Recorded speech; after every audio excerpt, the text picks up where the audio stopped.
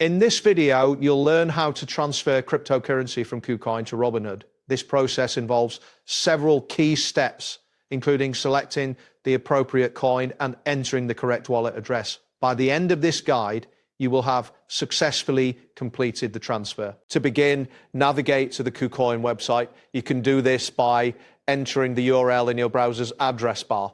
Once the page loads, you should see the KuCoin logo along with various options for trading and managing your assets. Next, locate the Assets tab on the main navigation menu.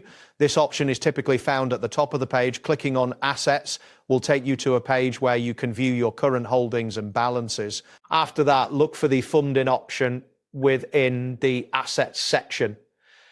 Selecting this option will direct you to the area where you can manage your funds, including deposits and withdrawals. Once this appears, find and click on the Withdraw button.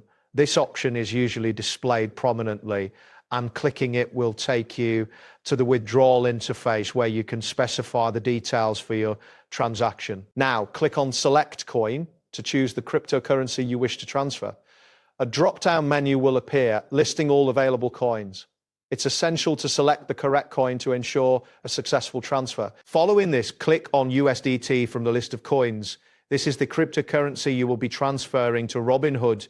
After selecting it, the interface will update to show the withdrawal options specific to USDT. Next, you will need to enter the wallet address where you want to send the funds. Click on the wallet address field, and you can type in the Robinhood wallet address. Ensure that this address is correct, as sending to an incorrect address may result in a loss of funds. After typing in the wallet address, proceed by clicking on Select Network.